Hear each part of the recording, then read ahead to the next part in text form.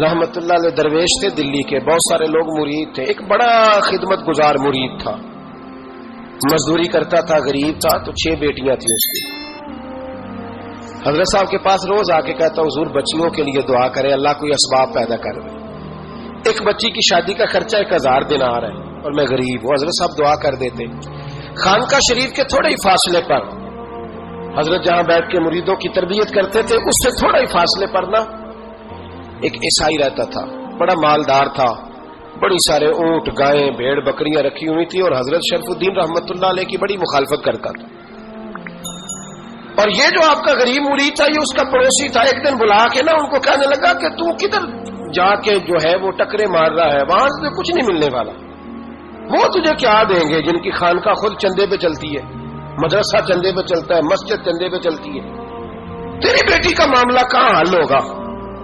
تو اس درویش نے کہا کہ تو میرے پیر کو نہیں جانتا، تو مجھے میرا محبوب نہیں ڈٹھا، تو پتہ نہیں نا، تو اس رستے کا مسافر نہیں، تو نہیں جانتا. ان کا بس چلے نا تو وہ ہر قیمت میں میری بیٹیوں کی شادی کرا دیں.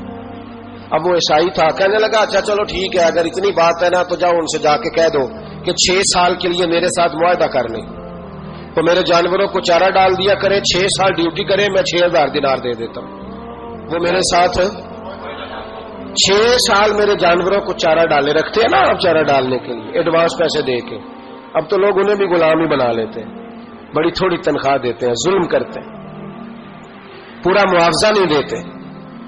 حضرت شیخ شرف الدین کے بارے میں وہ کہنے لگا جب اپنے پیر سے جا کے کہہ کہ میرے جانوروں کو 6 سال چارہ ڈالے، میں 6000 دے دیتا ہوں، تو جو کہتا ہے ہر قیمت پہ جانے کو تیار ہے. اس نے جب یہ بات کی تو مرید نے ناراض ہو گیا، وہ لڑائی ہو گئی، گریبان پکڑ لیا، جھگڑا ہوا، بات بڑی دور گئی. اس طرح کی بات کرتا میرے حضرت کے بارے میں، تیرے جیسے کئی میں وہاں کام پہ رکھا دوں. جب وہ بڑی بحث ہوئی، بات محلے میں علاقے میں پھیل گئی، دنیا نے سن لی، تو شیخ شرف الدین تک بھی پہنچ گئی. اس طرح جھگڑا ہوا ہے. لوگ سو گئے عشاء کی نماز کے بعد. حضرت صاحب نے نا سر پہ کپڑا لیا، اس عیسائی کے دروازے پہ دستک دی. وہ باہر آیا، فرمانے لگے لوگ تو سوچ سمجھ کے ملازم رکھتے ہیں، تو نے بھی تو سوچ ہی لیا ہوگا، تبھی تو مجھے آفر کی ہے. تو اپنی آفر پہ قائم ہے؟ واقعی مجھے رکھ لے گا اور 6000 دینار دے دے گا؟ کہنے لگا جا بابا کام کر اپنا. فرمایا نہیں، تو نے اتنے لوگوں میں بات کی، اتنی بحث ہوئی، تو قائم ہے؟ کہنے لگا میں تو قائم ہوں پر آپ نے نہیں قائم رہنا. فرمایا میں سوچ سمجھ کے آیا ہوں. اس نے کہا آپ ڈیوٹی کریں گے، بھینسوں کو چارہ ڈالیں گے؟ فرمایا ایک شرط، بس جب اذان ہو جائے نا تو مجھے رب کی نماز پڑھنے کی اجازت دے دینا، باقی صبح شام جو تو کہے گا. اگر اس غریب کی بیٹیاں بیائی جائیں تو مجھے اور کیا چاہیے؟ اس کی 6 بیٹیوں کا بوجھ ہے اس کے سر پہ، تو مجھے رکھ لے. اللہ اکبر. وہ کہنے لگا چلے پہ میرے ساتھ خط بندگی کر لیں. آج کل ہم اس کام کرتے ہیں، اس زمانے میں خط بندگی ہوتا تھا، غلامی کا خط. قاضی شہر کے پاس، یعنی اس کا خیال تھا کہ چلو اس ٹام کی بات کروں گا تو بھاگ جائیں گے. فرمایا چل میں تیار ہوں. قاضی تک گئے، طے ہو گیا، 6000 دینار دے دیے. حضرت نے مرید کو بلایا، فرمایا پتر یہ لے جا میری بیٹیوں کو روانہ کر دے. کہنے لگا حضور یہ کیا کر رہے ہو آپ، کچھ سوچیں. فرمایا یار جب تجھے بیٹا بنا لیا تو پھر میری پوتیاں تو لگتی ہیں نا، میرا حق تو بنتا ہے نا، جا کے ڈیوٹی کر، ان کو بیاہ دے. بات پھیل گئی. بادشاہ بھی عقیدت مند تھا، وہ 12000 دینار لے کے پہنچا. کیا بتاؤں ان رب کے بندوں کا دل کیسا ہوتا ہے، کیا درد ہوتا ہے، کیا رنگ. 12000 دینار لے کے بادشاہ آیا اور آ کے حضرت کو پیش کیے کہ حضور آپ دیں اس عیسائی کو ڈبل دیں اور جائیں کام کریں. آپ فرمانے لگے تو پیسے دے، شرطیں نہ لگا، میرا جہاں دل کرے گا میں خرچ کروں گا. مجھے تو مزہ ہی اب آنے لگا ہے، ابھی تو لطف آ رہا ہے، ابھی تو ذائقہ آیا ہے کچھ کرنے کا. پیسے دینے یا تو دے، پابندی نہ لگا، جہاں میرا دل کرے گا میں. اس نے کہا حضور ٹھیک ہے رکھ لے. حضرت نے فجر مسجد میں پڑھی، جیب میں 12000 دینار تھے. اعلان فرمایا بھی کسی اور کی بیٹی بھی بیٹھی ہے تو پیسے میرے پاس ہیں. وہ 12000 دینار بھی بانٹ دیا، اور 12000 دینار بانٹ کے نا تو پھر چلے گئے کھیت میں چارہ کاٹنے. اس عیسائی کو کسی نے بتلایا کہ ان کے پاس تو 12000 آیا ہے پر تجھ سے جان نہیں چھڑائی انہوں نے، کہ وعدہ یہ ہوا تھا کہ 6 دیں گے تو جائیں گے، جب تک دیں گے نہیں تیرے گھر میں کام کریں گے. وہ نا چارہ کاٹ رہے تھے. حضرت صاحب تو وہاں پہنچ گیا، دور جا کے کھڑا ہو گیا، کہنے لگا بابا پہلے تو میں نے مسلمانوں کے اخلاق سنے تھے، اب تو میں نے دیکھ بھی لیے، پر یہ بتا جب 12,000 آیا تھا جان کیوں نہیں چھڑائی؟ تو حضرت چارہ کاٹتے کاٹتے رو پڑے، فرمانے لگے تو نہیں نہ جانتا یہ بیٹیاں سانجی ہوتی ہیں، پتہ نہیں نا، میرے رسول پاک نے تو حاتم تائی کی بیٹی کے سر پہ کپڑا رکھ کے کہا تھا بیٹیاں برابر ہوتی ہیں، تو یہ نہیں پتا جب اس کی 6 بیٹیوں کی شادی ہوئی ہے میرے اندر روحانیت کتنی بڑی ہے۔ فرمایا پھر 12,000 آیا ہے تو 2-4 بچیاں پھر گئی ہیں، تو یہ نہیں پتا میں اندر سے راضی کتنا ہوں، میں تیری نوکری کرتا رہوں گا، پتہ نہیں اللہ کتنی بیٹیوں کو بیاہ دے گا۔ اتنا رویا وہ عیسائی کے پیروں میں بیٹھ گیا، کہنے لگا بابا میں نے تیری مخالفت کی ہے پر تیرے قریب آ کے پتہ چلا ہے کہ تو بہت اونچے اخلاق کا مالک ہے، اور اگر تیرا یہ مقام ہے تو تجھے اخلاق سکھانے والے محمد عربی کی شان کتنی ہوگی۔ ظالم کی بولیے جاتے نہیں لوگ جھوٹے گواہ بن کے، وکیل صاحب کو نہیں پتا ہوتا کہ یہ بندہ مجرم ہے جو میرے پاس آیا، کیا مجرموں کے وکیل نہیں ہوتے؟ بولے تو اس کو پتا نہیں ہوتا وکیل صاحب کو کہ یہ صاحب مجرم ہے، میرے پاس مقدمہ لے کے آئے، اور اگر بے ادبی نہ ہو جائے تو میرا خیال ہے قاضی عدالت کو بھی پتا ہوتا ہے کہ مجرم کون ہے اور مظلوم۔ میرے نبی پاک صلی اللہ علیہ وسلم نے اس قدر زیادہ سختی فرمائی اس مسئلے میں، فرمایا جس کو پتا تھا کہ فلاں آدمی ظالم ہے، ظلم کر رہا، پھر وہ ظالم کا گواہ بنا یا اس نے ظالم کی مدد کی، کتنی کی؟ شارحین لکھتے ہیں چاہے اس نے ایک جملہ بول کے کی، چاہے ایک، سارے بولیے، چاہے ایک غریب کو اس نے ظلم کیا تو کہتے ہیں علاج یہ سی، چاہے ایک جملہ بول کے کی، شارحین اس حدیث کی شرح میں لکھتے ہیں ایک جملہ بول کے چاہے مدد کی، جس بندے نے کسی ظالم کی مدد کی کسی مقدمے میں یا کسی صورت میں اور اسے پتا تھا یہ ظالم ہے، میرے نبی پاک صلی اللہ تعالی علیہ وسلم فرماتے ہیں اگر اس نے مدد کی، ابھی ظالم کی بات نہیں ہو رہی، ظالم کے مددگار کی بات ہو رہی، اگر کسی نے ظالم کی مدد کی تو حضور فرماتے ہیں خدا بھی اس سے بری ذمہ ہے، رسول بھی اس سے بری ذمہ ہے۔ سنبھال کے رکھے اپنی نمازیں، قربانیاں، حج، زکوٰۃ سنبھال کے رکھے۔ اگر ظالموں کا مددگار ہے، الیکشن آ لینے دے، آپ کو نظر آ جائے گا کون کون ظالموں کا مددگار ہے، نظر آ جائے گا۔ اپنی جیب سے لوگ پیسے دے کے ظالموں کی مدد کریں گے، ان کے فلیکس چھپوائیں گے، بورڈ لگوائیں گے، جیبوں سے پیسے دیں گے۔ ہم نے خود آگ لگائی ہے چمن میں اپنے، بے سبب گردشی ایام کو الزام نہ دو، ہم نے خود نور کا ظلمت سے کیا ہے سودا، کر کے توہین سحر شام کو الزام نہ دو۔ ظالموں کے مددگار میدان میں آ گئے، یہ چھوٹا لفظ نہیں، میرے حبیب پاک صلی اللہ علیہ وسلم نے فرمایا جو ظالم کا مددگار ہے سن لے جو سجن کے ساتھ کچہری جاتا ہے، وہ یاد رکھے جو دوست کا گواہ بنتا ہے، وہ یاد رکھے جو کہتا ہے میں مانگی گیا تھا، مجھے بلایا گیا تھا قبضہ چھڑانے کے لیے کسی غریب بیوہ کی جائیداد پہ، کب وہ سن لے تو مدد کر کے نہیں آیا، تو خدا کے ذمے سے نکل گیا ہے۔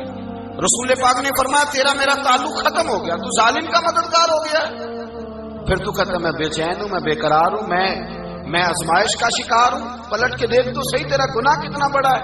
میرے نبی پاک صلی اللہ علیہ وسلم کا ایک اور فرمان سن لیں، ابن ماجہ ابو داؤد میں موجود ہے، اس حدیث کو آپ نے یاد کر لینا ہے، کر لیں گے انشاءاللہ، سارے کہیے انشاءاللہ کر لیں گے یاد۔ حضور صلی اللہ علیہ وسلم نے فرمایا اگر تو ظالم کی مدد کرے گا نا، یہ لفظ دل کی تختی پہ لکھ لینا، یہ مکافات عمل ہے، مکافات عمل دنیا، ادھر کرو گے تو ادھر بھرو گے۔ فرمایا اگر تو کسی ظالم کی مدد کرے گا، سن لے حضور کا فرمان ہے، اگر تو ابن ماجہ ابو داؤد سیاہ میں موجود ہے، فرمایا اگر تو کسی ظالم کی مدد کرے گا تو رب تعالیٰ مرنے سے پہلے تیرے اوپر بھی ظالم کو مسلط کر دے گا، تیرے اوپر بھی ایک دفعہ ظلم ضرور ہوگا اگر تو ظالم کی، وہ کسی صورت میں بھی ہو سکتا ہے، کسی صورت میں تیرا بیٹا ہی اٹھ کے ظلم کر دے گا، تو الجھ جائے گا، کسی نہ کسی جگہ تیرے لیے تباہی کا سامان ہوگا، تیرے اوپر ظلم ہوگا، اس لیے کہ تو ظالموں کا مددگار ہے۔ چاہیے یہ تھا کہ تو مظلوم کی مدد کرتا، انسانی ایمانی یقین کا فریضہ سر انجام دیتا، تو ظالموں کا مددگار ہو گیا۔ ٹٹول کے دیکھ لیں، رزلٹ نکال کے دیکھ لیں، ہمارے زمانے میں ظالموں کے مددگار زیادہ ہیں، اتنی لمبی زبانیں نکال کے ظالموں کی مدد کرتے ہیں۔ بڑے بڑے کالم نویس اللہ نے انہیں قدرت دی لکھنے کی، تو اپنا قلم ظالموں کی مدد میں خرچ کرتے ہیں۔ وہ لوگ جن کو اللہ تبارک و تعالیٰ نے قدرت دی، ہمت دی، طاقت دی، کچھ لوگ ان کے حلقہ احباب میں وہ اپنے لوگوں کو استعمال کر کے ظالموں کی مدد کرتے ہیں، ظالموں کی مدد کرتے ہیں۔ میرے نبی کریم سید عالم نور مجسم صلی اللہ علیہ وسلم نے فرمایا اگر تو نے ظالم کی مدد کی تو جب تک تو توبہ نہیں کرے گا رب تجھ سے ناراض ہی رہے گا۔ اللہ تجھ سے، او بھائی جس سے رب بھی ناراض ہو گیا، نہ کھانا نہ پینا نہ سونا نہ جاگنا نہ نیند، پھر تیری ہر چیز تیرے لیے آزمائش ہو جائے گی، پھر تیرا سایہ بھی تیرے لیے خوف کا سامان بنے گا، پھر زندگی جیتی جاگتی لاش بن جائے گی، تو اپنے کندھوں پر اپنی میت اٹھائے پھرے گا جب تو ظالم کا مددگار ہوگا۔ اور نبی پاک صلی اللہ علیہ وسلم نے فرمایا ظالموں کا مددگار بھی ظالم ہوتا ہے، ظالموں کا مددگار بھی، سارے بولے ظالموں کا مددگار بھی نہیں، کو نہیں، آپ سارے نہیں بولے، ایک دفعہ بولے ظالموں کا مددگار بھی، پکی بات ہے، ظالموں کا مددگار بھی۔ اللہ اکبر، جس کا یارانہ ہو، جس کا دوستانہ ہو، جو کہے میں نے نا اس کو اوکھے ویلے کے لیے ظالم کو یاد رکھا ہوا ہے۔ کبھی مشکل میں رکھے نہیں ہوئے لوگوں نے ظالم دوست، کہتے میں نے رکھے ہوئے ہیں، بلکہ ہمارے دیہات میں تو کہتے ہیں میں نے بازو بنائے ہوئے ہیں۔ کس کو بازو بنا لیا؟ ظالم بھی کبھی بازو ہوتا ہے، جو ظلم کی تلوار لیے میدان میں کھڑا ہے۔ قارون، حامان، فرعون، نمرود کا حال نہیں لوگوں نے دیکھا؟ اپنے زمانے میں آپ نے کتنے لوگ نہیں دیکھے جن کے سائے سے، آواز سے لوگ کانپتے تھے؟ پھر پولیس کی گاڑیوں میں وہ اس طرح مردہ پڑے کہ دنیا نے تماشا دیکھا ان کا۔ یہ رنگ ہم نے دیکھے نہیں اپنے آنکھوں سے۔ فرمایا ظالم کا مددگار بھی، جو کار میں بٹھا کے لے کے گیا وہ بھی ظالم، جس نے چائے پلائی وہ بھی، جس شخص نے کھانا کھلایا وہ بھی، جو کچہری تک ساتھ گیا وہ بھی، جس نے فلیکس کے نیچے بڑے شرابی کے نیچے چھوٹی اپنی فوٹو لگائی وہ بھی، جو ووٹ کی پرچی ڈالنے گیا وہ بھی۔ کہہ دینا بات نکل کے کہ حضرت صاحب نے سیاسی تقریر کی ہے، کہہ دینا، پر بات تو سچی ہے نا۔ خوگرے ہم تو سے تھوڑا سا گلا بھی سن لے، خوگرے ہم تو سے تھوڑا سا بھی گلا۔ امام مالک کے پاس ایک بندہ آیا، اس نے کہا حضور میں درزی ہوں، ایک ظالم بادشاہ مجھ سے کپڑے سلواتا ہے، میں تو ظالموں کا مددگار نہیں نا۔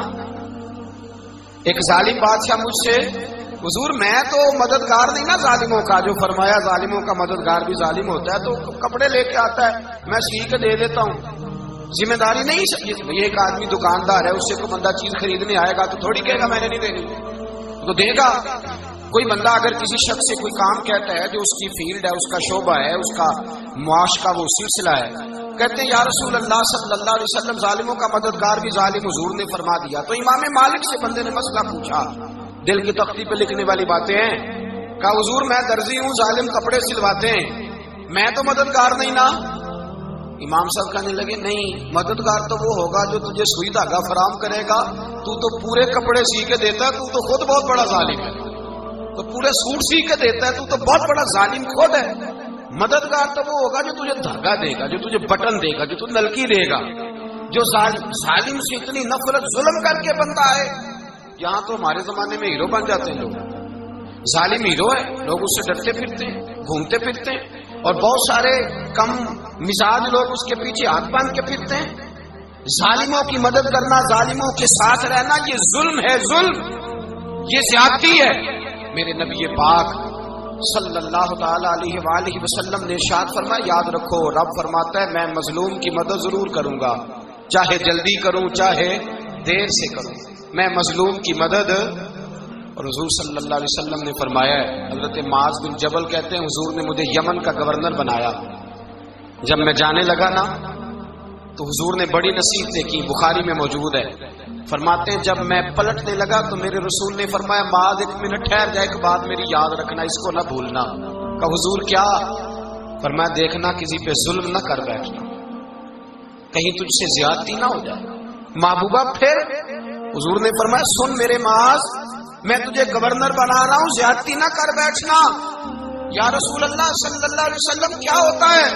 تو میرے کریم نے فرمایا جب مظلوم دعا کے لیے ہاتھ اٹھاتا ہے تو عرش کا مالک کہتا ہے فرشتوں پیچھے ہٹ جاؤ، عرش کا مالک کہتا ہے فرشتوں پیچھے ہٹ جاؤ۔